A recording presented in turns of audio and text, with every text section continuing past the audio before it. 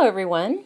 Welcome to episode 8 of Crafty Chat, where today's special guest is Kelly Marie Alvarez, who is the owner and creator of Lawn Fawn and all the wonderful things they produce. And Kelly is here to talk to us today about crafting as a creative escape. Hey, everybody. Welcome to Online Card Classes Crafty Chat. I am Lydia Fiedler. I'm the community manager of Split Coast Stampers, and I blog at understandblue.com. And I am here today with Christina Werner. Hey guys, my name's Christina. I blog at kwernerdesign.com, and I am one of the co-founders here at onlinecardclasses.com. Awesome. And Jennifer McGuire. Hi, I'm Jennifer McGuire. I am a chauffeur for my children, because that's all I'm doing this summer. No, I blog over at jennifermcguireinc.com, and I'm the other owner of this online card classes place. Look for Jennifer on your Uber app soon. Yeah. Professional driving gig. I'm going to start charging my kids, I tell you. $17 a ride. And today we have with us a very special guest and longtime friend, Kelly Marie Alvarez, who is the owner of Lawn Fawn, which I'm sure you all know and love. So Kelly, tell us just a little bit about yourself and where people can find you and our beloved Lawn Fawn. So my name's Kelly Alvarez, as you heard, and I am the owner of Lawn Fawn, and you can find us at lawnfawn.com, and our blog is lawnfawn.blogspot.com, but you can click to it from lawnfawn.com and see lots of fun ideas and inspiration. Kelly, you and I were friends on Twitter before you started Lawn Fawn. Yes, I know. Gosh, it means it's over, 7 years, right? I know. It's been forever. And I remember when you introduced the name of the company and told me the story about where it came from. So I was wondering if you could tell everybody about that. Yeah, so I've always loved deer since I was a little kid. I had an imaginary deer pet. Maybe I still do. I don't know. But so anyways, I've always loved deer, and so my 21st birthday, my brother gave me this really tacky, really cheap, light up lawn deer, and I named him Francois the Lawn Fawn, so he would sound fancy. And I used to do musicals in college, which is actually how the three owners, Mike, Erica, and myself, met. We played in the orchestra pit. So I used to put him in the orchestra pit and light him up in the orchestra pit for good luck. And so when we started the company, we thought it would be a cute name. It's kind of how we all met, and it's called Lawn Fawn. And I actually recently found out that more than 10 years later, UCSD still talks about Francois the Lawn Fawn light-up deer as being a good luck charm. So they were pretty thrilled when they heard we had started a company with the name. So Do you still have it? Oh, yeah. I should have brought it today. It's at home. But, yeah, he's at home, and he's fantastic. When you light him up, his head doesn't even glow. I mean, he's, cheap. He's awesome. But I don't know anybody else who has a light-up plastic fawn. I mean, you're the first person I've ever met. So I know. I'm always tempted to put it on my lawn, but that's going to be asked to be stolen right there. So, but I do have an actual ceramic deer right by my front door, so I do have a lawn fawn at home. So. Well, tell us about how you decided to start Lawn Fawn. What were you doing at the time, and what made you take the leap? I've kind of had this crazy life. My degrees are in music and biochemistry, but I got to a point in my life where I wanted to do something that I actually loved. And I was already crafting. I had been making cards forever, but just with thumbprint animals where you do the little thumb and you would draw. I would make those for my friends in college. They all thought it was really weird. And so I was always making stuff. And one day, funny enough, I happened among one of Christina's first videos, I think, on YouTube, because I Googled card making, and then all of a sudden I was like, wait, there's all this stuff I could buy? I could do more than thumbprint animals. And so that's how I started getting into it and getting into crafting and just loving it so much. And I had this idea that it would be really great to start a stamp company that just had really happy products. But I wasn't sure how I was going to do it because I'm not an illustrator myself. So I thought, how am I going to do this, And at the same time, it was just serendipity. My friend Erica from college, we were instant messaging, and she said something about her microstock. And I said, what? What do you mean microstock? Because she had always focused on video, and she was doing graphic design for a corporation. So I didn't realize she was an illustrator, and she showed me this, and I was like, oh my gosh, this is it. And so I said, you want to do something crazy? And I convinced her and Mike to just try, and we gave it a go, and we had 4 stamp sets and a website, and just kept growing from there. So What were the original 4 stamp sets? they were Petite Florals, How Delightful, Critters in the Burbs, and So Lovely. And we retired 3 of them, and it was actually really hard to retire them. And funny if it was Erica's husband who's like really upset about us retiring some of them, but they were older and we're limited on space here in California. So, but Critters in the Burbs is still around, and the little dog from Critters in the Burbs was our very first image. And I actually made a stamp of him at home with one of those at-home stamp kits. Of course, you make this, it's like a stamp that barely works. But I wanted to just see what it would be like to stamp, like what would it be like. And I made a card with him and I put him on my blog, and people kept asking, where is that from? And then I thought, okay, maybe this will be okay to keep going with this. And that was our first image. So I remember Critters in the Burbs as being one of those like industry altering stamp sets. I mean, people just went nuts. I'm sure you remember. It was just like that sweet style that you have of all your little animals. And, of course, now you have the other critters. But it's funny to hear you say the happy image, because I think when I think about your style, about Lawn Fawn's style, it's like this childlike, like you're wandering around in a world that you imagined when you were a little kid. It's so fanciful, and it is happy. Like just the little mermaids. Those mermaids kill me. Fairies, mermaids, deer. Yeah. Yeah, I mean, the idea is to spread happiness. I mean, not only are you happy when you're creating, but you're happy giving the card to somebody, and that person is happy, and then maybe that person does something nice for someone else, and that person's, it's like this chain of happiness. And when you color, I think there's this reminiscence to childhood, and I think we all love to color. I don't know anyone that doesn't. Obviously, with the coloring book trend, it's huge now, and so I think that sort of the reminiscent images from childhood too goes with that, and there's just a happiness about it. So you mentioned music, and you still play the guitar, right? Yes, I do. My degree is in percussion performance. I'm a symphonic percussionist. I play piano, French horn, mellophone, trumpet too. So I used to travel around the country doing drum and bugle corps. If anyone knows what that is, yay, band nerds. So I used to travel around the country playing soprano, trumpet, and mellophone too. So music was my life for a long time, and now I'm trying to get back into it. I had some arm injuries, but I'm trying to get back into playing guitar and piano again. Oh, how fun. What we wanted to talk to you today about was the creative escape that you get from just crafting in general, you know, getting to create your own reality. Is that, so music is how you start, that was your original creative escape? Well, actually, fun enough, it really was making cards, because I used to make them, of course, I'm a business person at heart. I used to make them and sell them to my grandfather so that he could give them to my grandmother. And I would write Kelly Cards Inc. on the back with a heart around it. And I was probably 7 or 8. And I used to draw these really strange cats that would stand straight up with their paws like this. Because cats were my absolute favorite. So I would draw cats on everything. And my dad, when my grandfather passed, actually found a lot of those cards still with the Kelly Cards Inc. on the back. So I first started doing that. And then I got into music when I was 13. And music was, I think, just like crafting or any artistic impression, was a way for me to express myself and to just feel good, to do something happy, to do something in a group. And I think that's, crafting does that too, you know, because we like to craft together with friends, and we like to create and just get away for a little bit. I think there's just something really special. I mean, people joke, you know, that crafting is therapy, but I mean, I really think it is, you know. There's something about it that is really calming. It takes you away from the crazy of life, and just has you sit down and focus on one thing for a little while. I think that's really nice. Yeah, and it's the one thing that you can kind of control the outcome of, which is not always something we get to do. I never thought of it that way, but that's so true. You're right. Yeah, it is something sort of in a controlled setting, and something that you know is going to bring joy to yourself and to others. I think that's why I love the card making part of crafting so much too, is that extra bonus of giving it to somebody.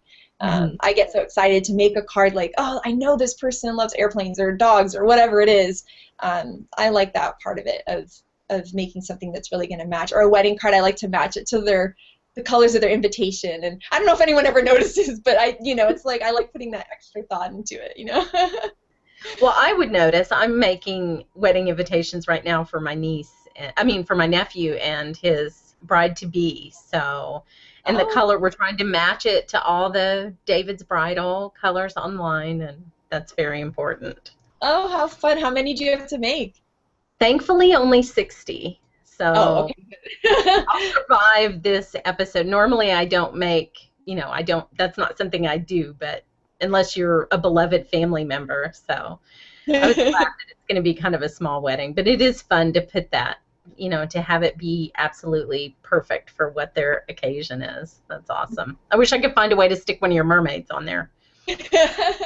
Mermaid wedding, it could be a thing. A mermaid bridal shower. I've always thought it was interesting that of all the different like handcrafts that you can make, like when you knit or you crochet or you're making a quilt or something, I think card making is one of those unique situations where intrinsically it's meant to be given away. Like you can make a quilt or a blanket, but sometimes you keep that for yourself or it stays in your home or things like that.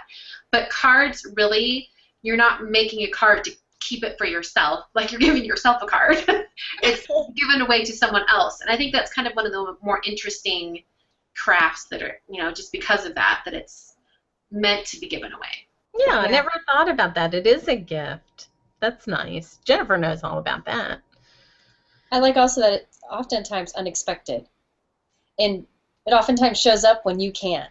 Like, I can't just walk over and see Christina, but I can pop a card in the mail and get it to her. So I think that's it's very true. And who doesn't love getting mail that's not bills? Yeah. I do love the unexpected ones. I love getting happy mail. Do you still send a lot of happy mail, Kelly? I try to. I wish I had more time to make more cards. So I try to send things. I've been trying to actually be better about it this year, and it was Jennifer's kindness campaign that really made me realize I should make, and some of the things you said in some of your videos where you're making multiple of the same card, and I'm not used to doing that, but I finally started doing that. Or with my mess up pieces. Like one time I tried to make ocean, but it ended up being too green. It looked like grass. I'm like, okay, save that piece because I could use that and make another card right now. And so I'm trying to think of that more when I'm creating so that I have more cards to give away. Because a lot of my cards get sucked up into trade shows for Lawn Fawn. So they have to be on display, and then they end up kind of with ripped up backs and things like that. And so by making those extra ones, I'm having more cards to send out, which I've been really liking doing this year for sure. So it's made a difference. Making more of one card, even if it's just 2 or 3, you have more in your stash like that, which is nice. It gets addictive, though. Like yesterday, I was making cards. My friend Heather was over, and she's like, watching me. Kind of, I'm thinking she's thinking I'm going overboard because I made 12. It's like it started out just making 2. Then it gets addictive because afterwards it's so rewarding to have so many to give out, and then also to have I think you've said this, Lydia, before. Making sympathy cards isn't something you enjoy because it's such a sad time. So I made 4 of them, and they're ready, and I have them, and that way I can just focus on the message that I need to send. So sometimes those kind of cards are good to have on hand. And birthday. Goodness gracious. Why do people keep having birthdays? I don't know. Yeah, that's my favorite. I'm still working on it. I'm still a work in progress. But that is my favorite message from your videos is if you have this stuff out, just make them. You need them. You're never going to have enough cards to send. And they don't have to be elaborate. They really don't. Sometimes, I know Kelly, she'll make a slider card that's just this masterpiece.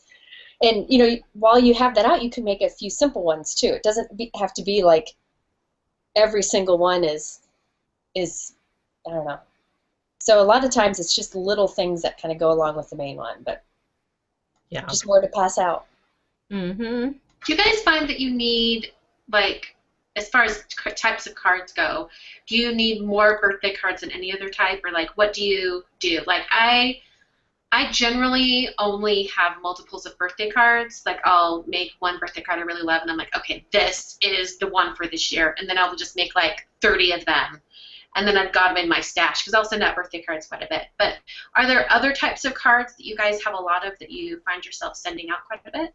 I tend to do kind of general cards, and we have a lot of those kind of sentiments on our stamp sets, like waving hello or things like that, and then I'll stamp happy birthday on the inside so that I could use it as a just thinking of you kind of card, but then I can also use it as birthday. And I've been doing that a lot lately because I don't know why I have this tendency to make kind of more general cards.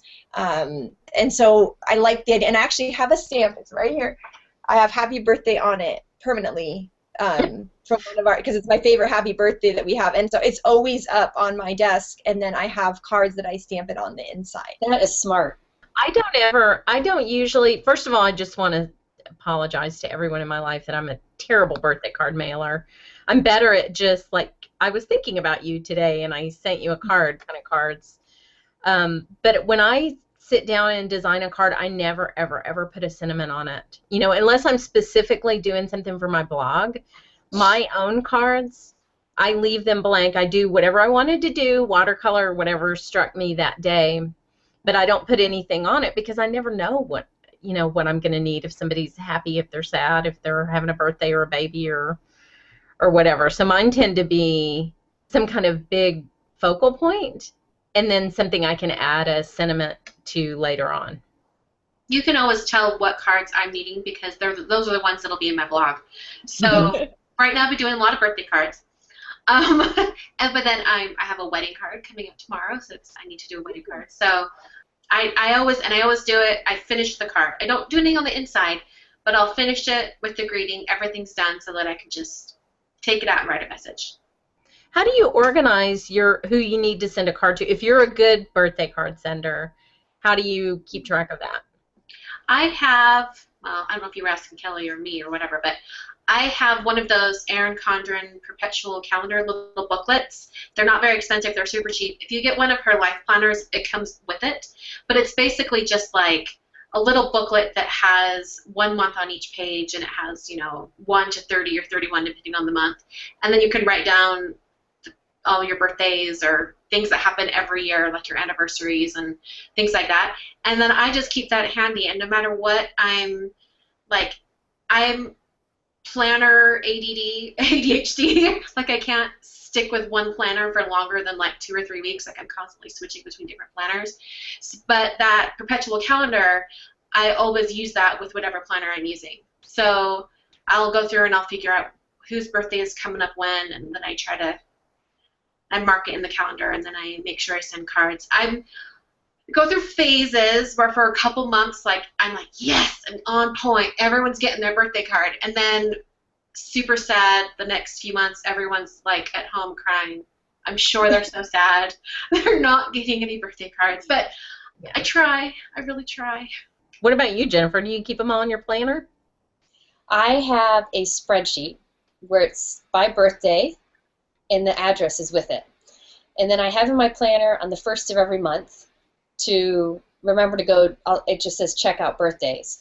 And then on the 1st of the month, I go and I add to my planner at the beginning of the week anybody who has that birthday that day. So it would say like Jennifer 613 or whatever. So I know that soon I need to send a card. And then I just send some on Monday. But I'm not great with birthdays either. I don't like birthday cards. I don't know. Birthdays were never that big in my life. I like the unexpected. And the card that I make the most is hugs. You've seen me do hugs a million times. But that works for birthday, sympathy, thinking of you. It's one of the only greetings that kind of goes for anything. Yeah. Congratulations, whatever. So I do a lot of hugs. I do a lot of hello. But the type of card that I send the most is thank you. That's my big one because I don't know. I think the world doesn't appreciate each other enough. So teachers, oh man, they get a lot of thank you cards from me because I admire what they do. But I give a ton of thank you cards. That's my biggie. But I wish I was better at birthdays. I'm working on it. But that's so expected, you know? I know. It's predictable. As a card maker, it's like, it's just too predictable for us. We have to amaze ourselves. Yeah. What about you, Kelly? That's why I made a funny face earlier because I was like, how do you organize? One, I'm the most disorganized person, and two, I'm also really bad with birthdays, and I like constantly have a guilt about it too. And the worst one I am is sending Christmas cards. That's people always are like, but you own a company that makes cards, and by the time I've been doing Christmas since a month ago. So Done. by the time I get to Christmas, a lot of times I don't have Christmas cards. But I am bad about birthday. I'm better at unexpected cards. And I have a perpetual calendar, like Christina mentioned, that's all filled out. But I forget to look at it. I won't even realize that it's June, so I forget to look at it and see. So I need to find, I really do wish I would send more birthday cards. So I need to find a better way to remind myself, some kind of alarm on my phone or something to go and just, even if you send them early, I think I need to be okay with that, because sometimes I'll say, well, that's too early for that person. I'll wait a couple more days, and then I've forgotten. Right. Or it's in a file. Early, then, yeah, so I need to get better about that for sure. Yeah, My see, I don't grandmother was like phenomenally known for always sending birthday cards. And I remember going to her house as a little girl and went into her sewing room. She was an amazing seamstress. She made quilts and clothing, all sorts of things. And in a corner in her sewing room, she had this like shoebox. And in the shoebox were a bunch of addressed envelopes. They were sealed, and I don't remember, they may have not been sealed, I'm not sure, but she had cards in all the envelopes, and they were addressed to the person. And then in the top corner where you would put the postage stamp, she would put their birth date. So then every week she would go through, and they were all in like chronological order. She would go through and just, oh, these 3 need to be sent this week, put stamps on them, and then stick them in the mail. So she did everything. I swear she had like 2 or 3 years worth of birthday cards all filled out. Wow. And then all she had to do was put a postage stamp on them and send it out. I thought it was a great system. So yeah, so I might even start doing that, because like Kelly, I worry about sending it too early, or and then completely missing it altogether. But if I do it while I'm thinking about it, then maybe that's a better system. And I think we mentioned in Crafty chat, I think it was last week, we were talking with Kathy, we were talking about possibly setting up like a Google Hangout date or something, and just chat with each other for an hour while we fill out cards so that we can get them in the mail. And I think we are going to do that. We just have to set up a time. But I think that would be really fun to do too, just with friends. Bring all your finished cards to the little card party, and we'll just send them out. Well, and I can hear the perfectionist in all of us being the enemy of what we should be doing, because I think for me, and I'm just going to go ahead and confess and hold this up, my little perpetual birthday calendar is still on May. So I'm going to go ahead and flip that now to June. So I know whose birthdays are when, but like I think we all think, if I don't send every single person I know and love a birthday card, then I have failed as a card maker. Instead of just like the one person that you do remember to send a card to is probably super stoked that they got a card, and that needs to be okay, I think. Yeah, I like that. I love Christina's grandmother's idea. How brilliant is that? Even just having the filled out envelope, even if there isn't a card inside, with that date in the corner, I feel like that would help me more even than the perpetual calendar, because it's like, it's right there, it's done, I don't have to find the address. Yeah. I think that's such a good idea. It's smart. Go, Grandma! Woo! Kelly, I don't believe that you're disorganized, because one of the most thoughtful things that I ever got was, we were at CHA, and if you don't know what CHA is, it's a craft show, and it's crazy busy, especially if you are a owner of a company, because you have to come bring all your stuff, set up this booth, pay an arm and a leg, have all these people. I mean, it's like pure madness. And I come up to the Lawn Fawn booth, and there are a billion people. And, a billion people buying product, a billion people coming to say hi and all that. And you see me and you go, I've got something for you. Oh. And you gave me a dog toy for my new puppy. And I'm thinking, in all this chaos, every little detail she had to think about for the show, she remembered my pup. And I just thought that was so impressive. So I think you're more organized than you lead on to.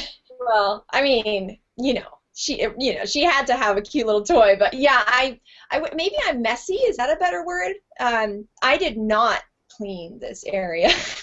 Rebecca, that works here, cannot stand it. We always joke because she's super organized and everything, and I'll have a pile of, I hope I'm not the only crafter that has this, but like when I film a new video, I just do this. Yeah. And I just put everything to the side, and then I just push more to the side, and then I make everybody crazy at the office. And things start falling off the edge of the table. Because you start doing this. And then you're like, it's fine, it can go in there. It's I wish. Oh, I wish I had that organized gene, but maybe it's this that I have the messy gene. Maybe that's a better way of saying it. I have to say this before we leave your booth at CHA. I love that CHA booth because it's like walking into all of your characters and everything that you see in a Lawn Fawn stamp set. So if y'all have never been to CHA, the first time you go, just go straight to the Lawn Fawn booth. Most people do. Yeah, I know. There's always a line. It's made with love. We actually built it ourselves, Mike built it with Al, Nancy's husband, who also works with us here. He's a cabinet maker, and so he helped us build the booth. So it's still handcrafted, which I think is really special. I love that perspective. Again, it's like the child's perspective because the critters are big and everything you walk through. But you came out of the gate super branded. All of your products, your booth, everything. How did you pull that off? Was that was that Erica's touch, or was that you? I think it's both of us, but I think it's really a testament to Erica because, especially she comes, which is funny because people wouldn't think this. She comes from a very corporate background, so I think she really recognized the importance of branding, but doing it in like a soft, happy way, not in a corporate kind of way. But she really always makes sure that everything is consistent from the website to our catalogs that we give to our wonderful stores looks like the website. Everything looks like each other, and it's a testament to Erica and what amazing job she's done of keeping everything coordinating. And we have like Lawn Fawn teal, we call it Lawn Fawn green. Like we have specific colors, and we always try to stick to that because I think it's familiar and happy and so we try to do that, and then with the booth, we try to do the same thing. So how can we? Well, let's put AstroTurf on the ground, and that's even how people saw our first booth, because our first booth was in the basement in LA, and they didn't know that there were people in the basement, so it was quiet down there. But then we had people the next day going, "I heard there's a booth with like grass on the floor." And a clothesline, and people were coming to see the grass on the floor. So we've always kept the AstroTurf and all that, and it's fun to think of those things. And I'm lucky that Mike always says he's not a crafter, but he really is because he loves woodworking stuff. So he's able to make the things that we imagine. Oh, those are our dog mascots here at the office. That means UPS is here. Hey, this could be the first time a dog has been a part of the show. Yes. Always I know, but they went running after UPS. Maybe I'll have to grab one of them. Jennifer has been waiting so long for the dog episode because it's always a cat episode. I know. Where's your pup right now? I've got her upstairs because otherwise she would be running. Well, they're both here now. Come on, guys. Let's be a puppy. Come here, guys. Should I grab one? Yeah. Look how neat her desk is. I know, that's ridiculous. You said that was Rebecca's doing. That was Rebecca. Rebecca is the best. This is Mojito. She has no idea what a Google Hangout is. And then Daphne, come here. I've met Daphne. Yeah, here's Miss Daphne. Yeah. Oh, They just got haircuts, so they're looking good. Yeah. They are so cute, and they've bonded. They're buddies, right? Yeah, they're a bonded pair. They just are so cute together, and how they walk together. And they're not the same. Well, Daphne's a mystery breed, but they're not the same breed as each other, but they look really similar. So people always think they're sisters. So, and they really are. They're so cute together. You guys have the dogs in the office every day, right? We do. So they've got their little dog beds, and they come to the office, and for them, it's pure joy because they get pet and loved on by all these people every day. But the funny thing is they've learned if they bark, they get pet. So people think they're barking to bark, but they're actually barking to get pet because So they bark when someone walks in and they pet them, and they've learned. So that's what all the barking is about, is so that somebody will pet them. So we have to keep telling UPS they're not barking at you. They just want you to pet them. They've trained the humans. Oh, yes. We are very, very well trained. Yeah, they definitely run the show around here. Well, what about creating your amazing designs. Do you enjoy that as much as creating with them? Is it fun to like embark on the latest release? It really is. I mean, I don't know which one's more fun, honestly. It's really fun. Like Erica doesn't work here in the office because she lives about an hour and a half away, at least. She lives in LA area. So when an hour and a half in LA terms, if anyone doesn't live in California, means potentially 4 hours. You never know. So we do everything over instant messenger or over the phone. And when we have those first meetings and we talk about all these ideas and we're like, wait, there's too many, and we get so excited about, or sometimes something will turn into something completely differently. Like the Mom Plus Me was originally Critters Hugging, like more a sympathy set, and then it became the Mom set, and so it's fun to see how things will change and trying to come up with new interactive card things, which I love. So that's really fun because we do a lot of testing before we actually go into production of things. So that's really the fun part. And then everyone in the office, we all look and we go, oh, I like that one. No, I like this part. And then we mix and match because we always have a lot of extra things that we take in and out. We practice coloring them and seeing how easy they are to color. We practice and try everything so that when you finally get to the point of stamping it, it's a really fun, happy experience. And so you can be creative and do everything that we've been talking about. So everything is tested. Eric and I are both perfectionists to kind of an extreme level, so we test everything. You wouldn't believe how much, because I want to make sure that it's something that's good and works well and is happy. So we go through a lot of process, but that's actually one of my favorite parts of it, actually, is testing everything and then seeing it. We just got a product for fall winter, some of it that came in, and when you see it in the package, it's still exciting, you know. It's like, oh, it's real, this is a real thing. I remember when we first got ink, I was like, oh, this is like a real product, you know. It's so funny, but I had seen ink pads my whole life, and like we had one. It's like, this is wow.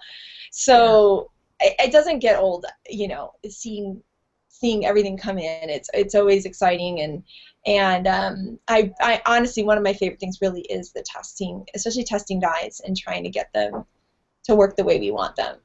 It's really fun. As a product designer, I love the designing of the product, and I love actually creating with it. But I think even beyond that, I love seeing how other people use it, and they use it in such creative ways. Like, you're like, I did not even think of that when I was designing that. Like, that's amazing.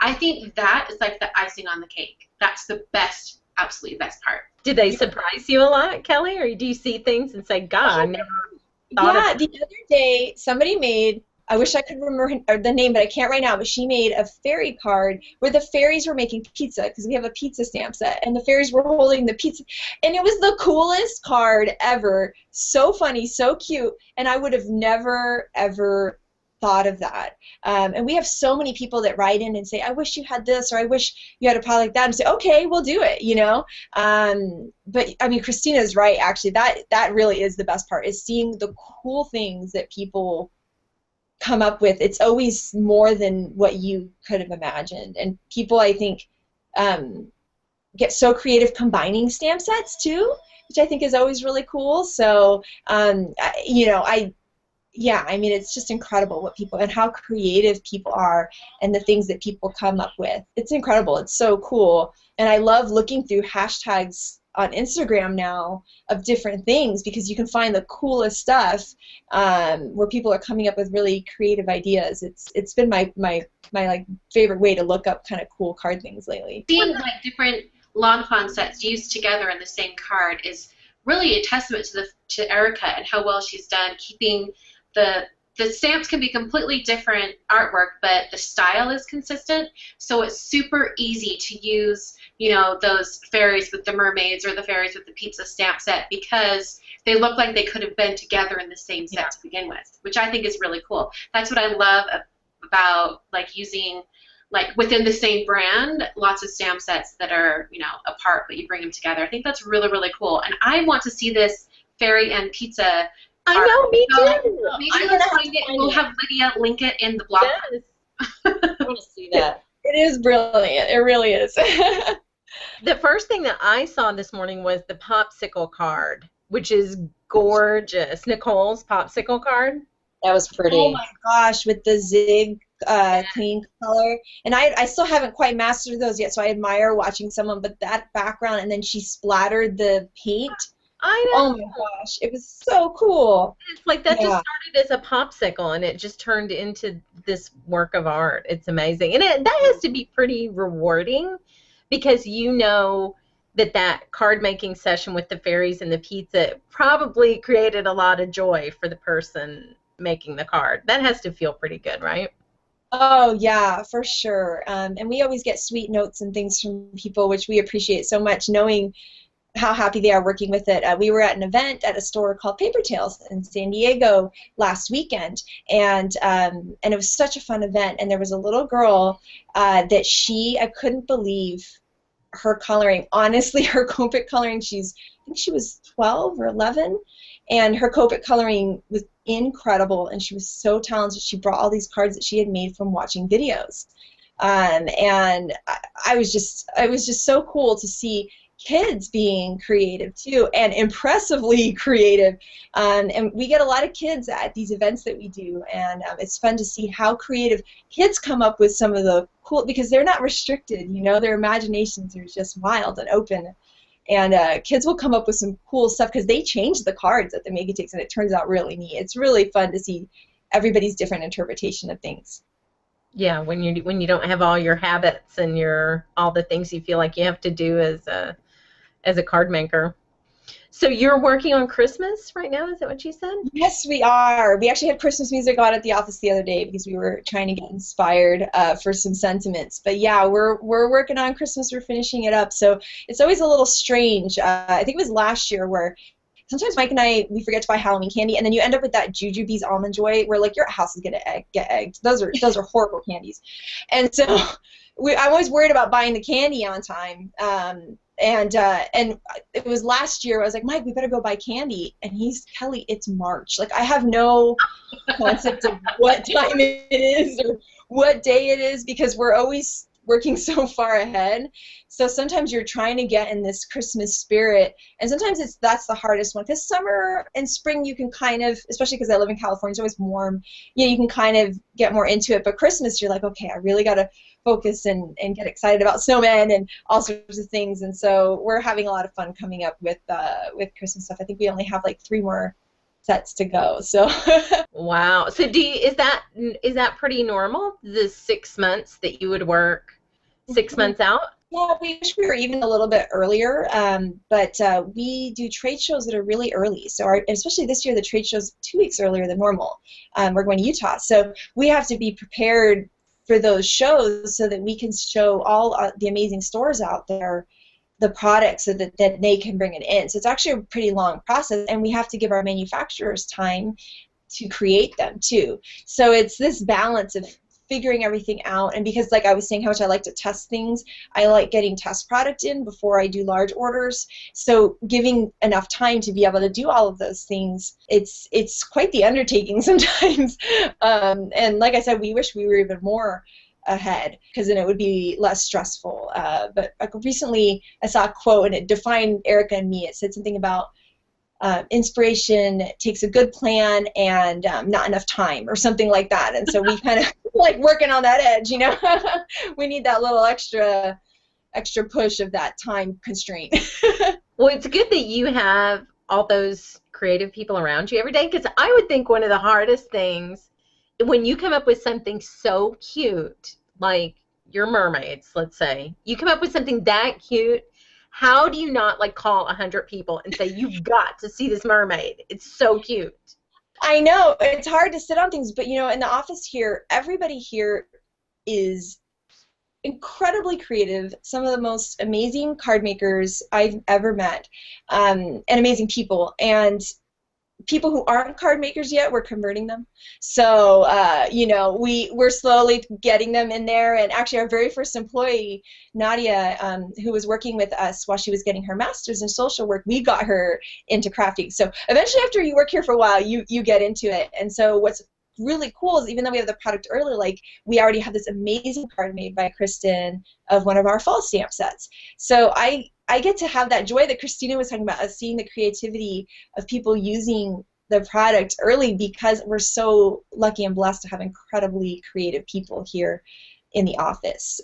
It's so funny. They're amazing. I always try to convince them to do videos, but I'll wear them down eventually. But it really is incredible what they come up with too. So that need to tell everybody, we get it out by oohing and awing in the office and having fun. So Kelly, do you ever have a chance to do like crafting away from the office or something that's not for, displays or anything like that? Do you get to sit down and create often? Unfortunately, no. I wish I did more.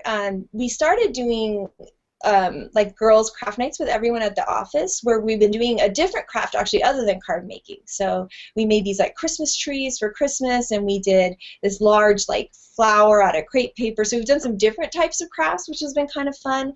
And I have a good friend of mine who does craft nights once again with different types of crafts. We actually did woodworking in one of them and things like that. So that is really nice to be creative where maybe it's not necessarily part of work. But I wish I had more time to craft, but I think we've had so much fun at these craft nights that I think we're going to make them more often now so that we can be creative together, because I think we were talking about that earlier. So there's something about creating with friends. I think that joy of giving a card happens when you're creating with friends too. And you're just, girl talk and coloring and all that kind of stuff is just so fun. And I think that's what's great about local stores too. That's actually how we've met a lot of people that work with us here or crafting friends, because they've been fun classes and things, and we've all met each other at them at different stores. And so that's a really great way to meet people and that like other products. I mean, that's how I've met almost everyone, is like through a friend of a friend, but it kind of all stems from this one store in Orange that's our local stamp store, Stamp Fever. And so I think creating with friends is amazing, and I wish I did it more often. And I think if people are looking to do that, local stores is a great place to start, because they usually have like craft nights and things like that, which are really fun. I have a couple friends that I can text a card that's going horribly wrong to, and they'll tell me what I need to do to fix it. And that Yes. is so valuable, because you stare at it for so long and you're like, it's broken. I have no idea why or how. And then somebody will say, you need more black, or you need to anchor that or whatever. And then you're like, oh, thank God for you. They can also talk you off the ledge. Like, you'll make something, you're like, eh. Then you send it to somebody, and they reassure you. They can step back from throwing that card away or whatever. They can be a cheerleader. You and I text each other once in a while. Help! All the time. Yeah. I text Shari all the time for help.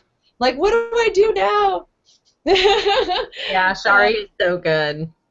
Oh my gosh. And everyone's supposed to be like, sprinkle some things in the corner, and I was like, I can't sprinkle, because I'm so like rectangle, layer. So she gets me to get out of my comfort zone of clean, clean, clean. Especially I love watching people that do stuff with like distressing and all these other things, because I love everything to be clean, and so it's fun to get out of that clean bubble and get inspired by something. A friend of mine said that the other day. She sent me this, I don't think I have it back there. She sent me this amazing card with a scene. It had all of these dimensional things, and she said, yeah, I know that you always say you're a clean and simple card maker, which I really am. Everything you just said is true about me. But that's not at all what I'm drawn to. I'm drawn to the people who can do these amazing scenes and layers and dimension and all the things that I can't do. So she thought a clean and simple card maker wouldn't appreciate all that stuff. But for me, it's the opposite. I need to see the skills all those other people have that I don't have. Yeah, for sure. Even just seeing, like we were talking about the popsicle card with the splatter, I'd be so scared to splatter. But it's like, I should try to splatter. Like there's not only just the camaraderie of crafting with friends, or even if it is via text or whatever it is, but there's also being inspired by someone to try something new and continue creative expression, because sometimes that's what's the most creative, is trying something that kind of freaks you out a little bit, Yeah, that was Christina's video today. Do something that scares you. That's how you get better. That's how you get Jennifer McGuire to do no-line watercoloring, as a matter of fact. No, there are some things that just are not necessary. Well, I was going to mention, I was working on this card for my blog this week, and I have it here, and I can show it because by the time this episode goes up, it'll be done. Is this card right here, right? Ooh. Speaking of big markers, right? So Wow. I was being dumb, and I painted all of this first and then stamped the black. And there was this moment right before I stamped it, I was like, do I dare do it? Like, I was like so nervous, like, do I dare do it? And then I'm like, go for it, it's just paper. And then it turned out fine. But it was that moment that I was like, I haven't had that anxiety over something in such a long time. And I think it's because, you know, I'm an experienced crafter. I've been doing this for so long that I know that if I mess up, it's fine. I can just redo it. It's not a huge deal. But I think, like, beginning crafters, they have to kind of overcome that nervousness. And for whatever reason, I was so nervous to, like, stamp on that one. So, Well, that's why you have a Misty. I was using the dang Misty. I was so nervous. Oh, I think it's I get nervous even with the Misty too. I don't care how long I've been crafting, stamping the sentiment. It gets my heart like. Yes. That's why so my cards have a banner. yeah. I'm so happy to hear this. It's like a therapy session. I have so much anxiety. Maybe that's why I don't make my cards with sentiments until it's time to go, because it stresses me out. I gotta say, this could possibly be the first time where I have less anxiety than people. It doesn't bother me, and I usually ask Christina. I'm usually the one who's a hot mess, so I Well, feel. I've been painting the dang flowers for like 2 hours, and I was like, See, I can't do that. So. I should have stamped this long ago. Why did I wait till the very end? But I don't know. I think they're, you know, when you're crafting and you're starting to put things out and it's a little bit more permanent, you do have that, maybe that little twinge that's like, okay, I've got to be careful. I've got to be on, you know? But Yeah. I don't know. It is like therapy. I mean, totally.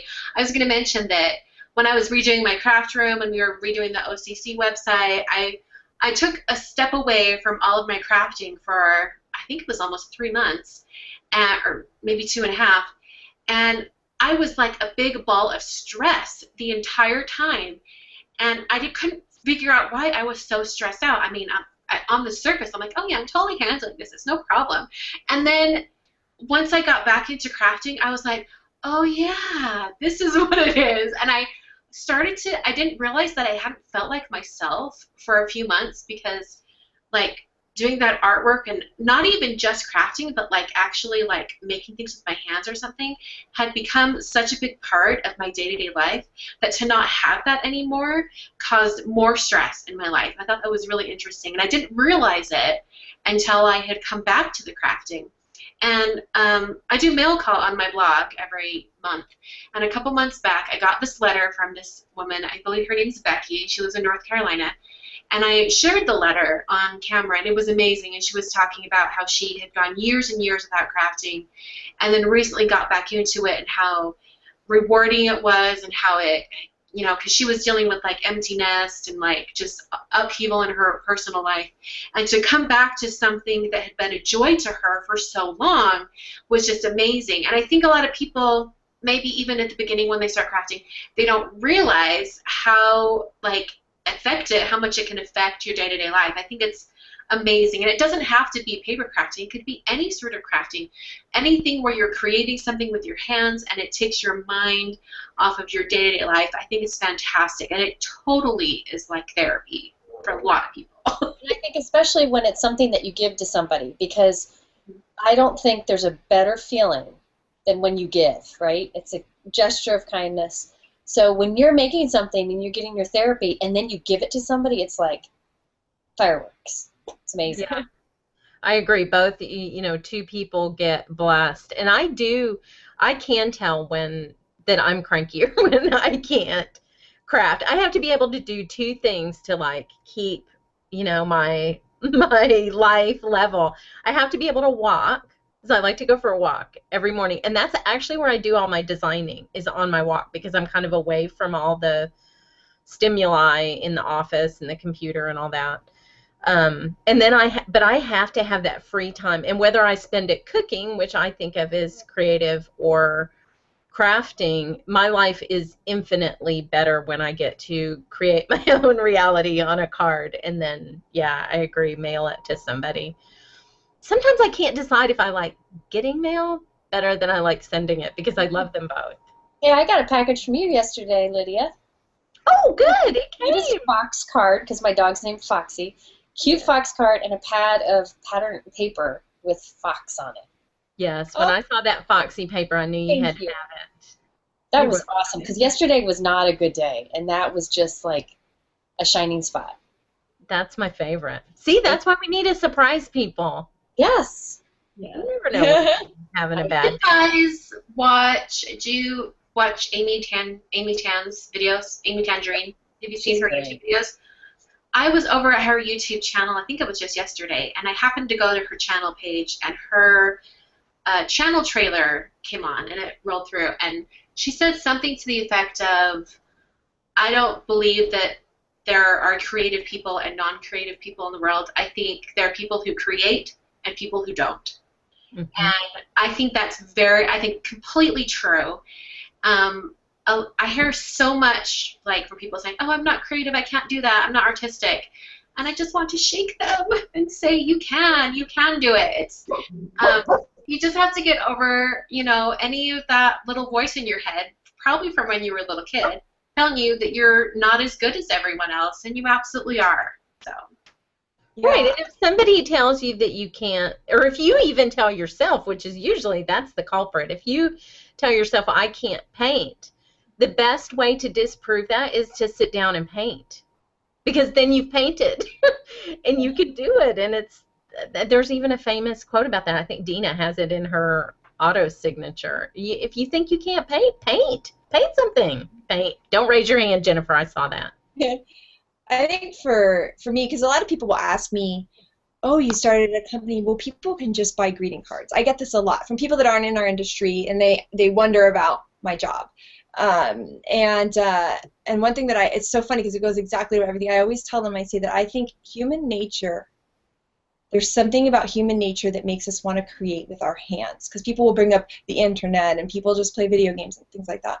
I actually think it's intrinsically human nature, whether that's woodworking, cooking, even weightlifting, or or crafting like we love to do, or knitting, or I don't care what it is, but I think we actually have a human nature. It's in our hearts, in our souls, that we want to use our hands to make things, make something, whatever it might be for you. And I really do think that we need that, like, as people.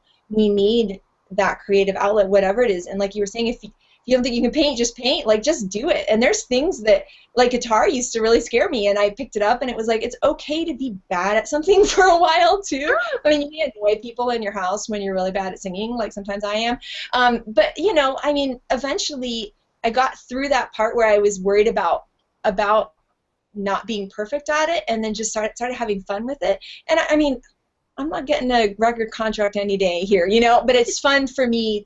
It's just to play, like, for myself. I don't plan to ever sing for anybody else.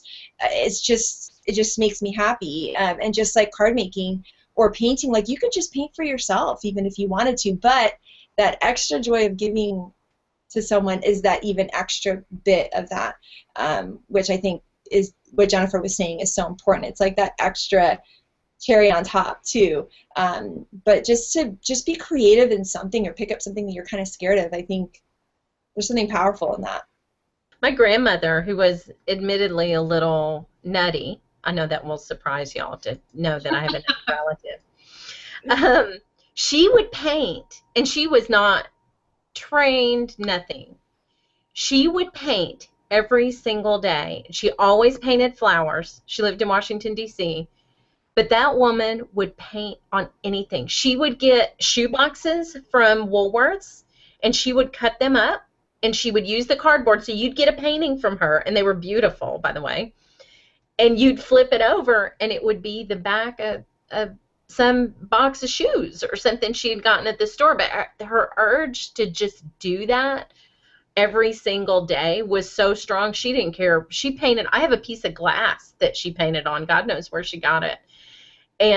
But she had to do that. She was compelled to do that every day. And that's how I feel about creative things too. I do feel like it's a compulsion that I have to do that every day, or my life is not full. That's You get twitchy. You get twitchy if you haven't made something.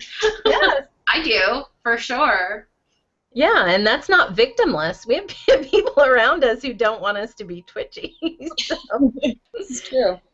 So, Kelly, do you have any secrets that you want to tell us? Anything you just telling us in the Crafty Chat, people? It's just us. Only the four of us. No one else will know. Yeah. Well, no.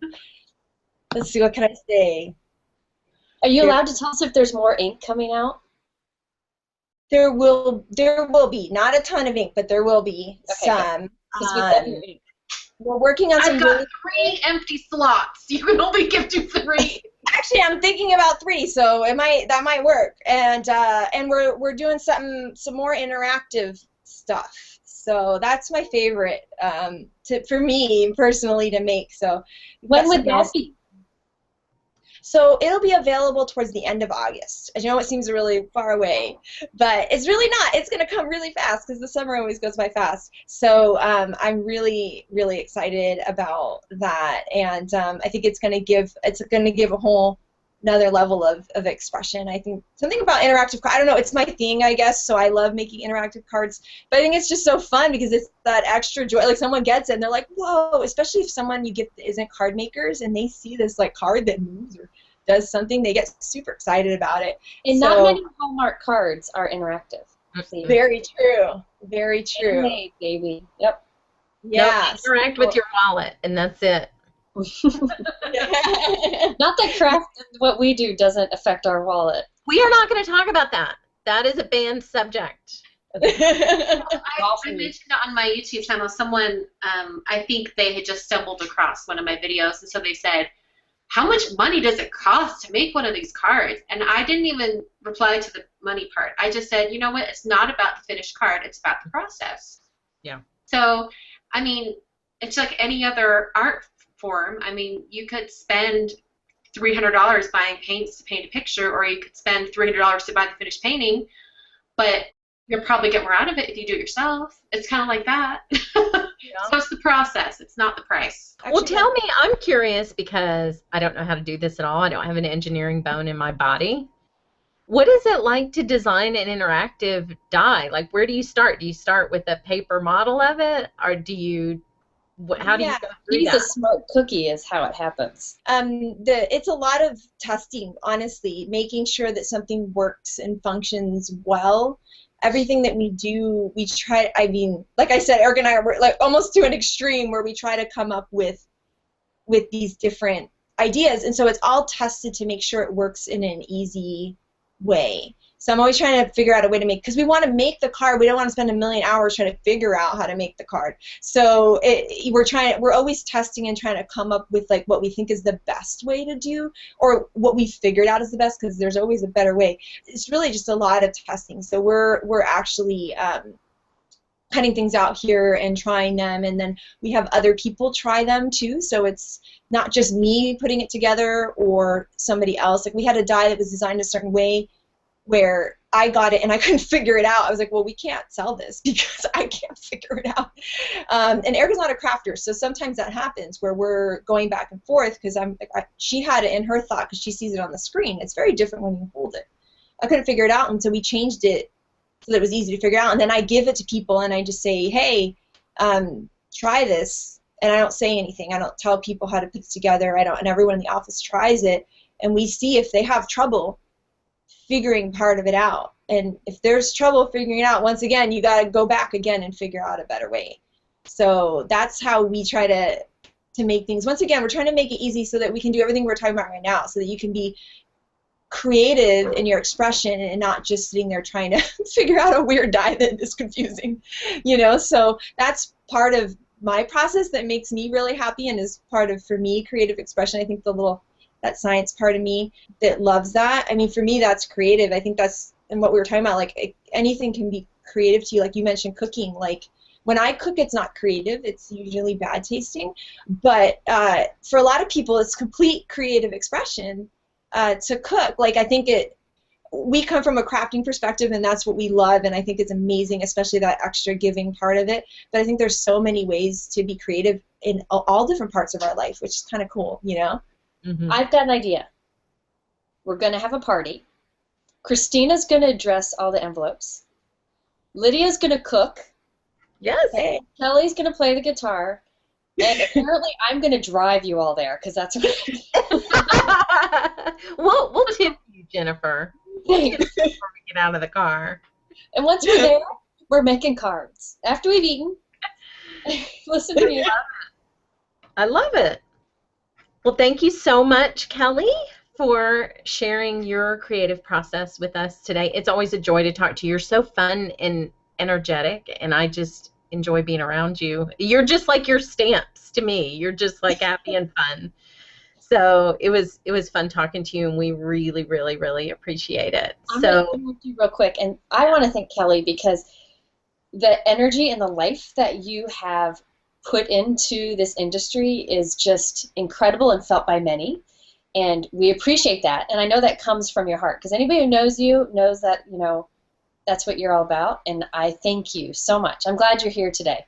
Oh, thank you guys so much. I'm gonna like tear up. You're being too sweet. We love you. I love you guys, and you guys have been an inspiration to me and to everybody. Let's face it, anybody who's ever crafted. Oh my gosh, like it's just to see the creativity that you have, the community that you built with Split Coast Stampers, the YouTube community, the way that Jennifer has taught us all how to use inks. You know, I mean, it's just, I think this community is incredible, and I feel blessed to be a part of it. I think every day I'm grateful that I get to wake up and be a part of this community with everybody that is out there creating and making happy and fun cards. I just think it's such a blessing, and I feel like maybe I'll sound like a little California hippie, but you can feel the love from everybody. Do you know what I mean? You can feel that love when everybody's creating and sharing, and you see someone's card, and you just go, wow, and you can feel that love from everybody, and I think that's just really special.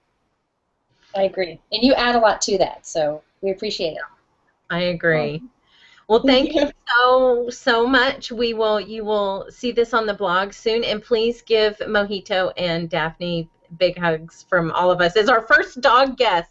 I feel like and they've been here the whole time. They're right here by the floor, keeping watch. So hi to Mike and Erica and Nancy and everybody. Yeah. Oh, I will. And they, everyone here at the office just loves all of you guys. And we all, by the way, are online card class obsessed. Like, you should see how we, oh my gosh, during some of the different classes, we come in the next day and we're like, did you see this? Because we've already all seen it and we're talking about it. And so I love waking up to those next lessons and we get to chat about what we've learned. And it's really fun. Thank you. Awesome. That's awesome. We will see you soon, Kelly. Thank you so much. Thank you for having me, guys. Thank you. Thank you. Bye.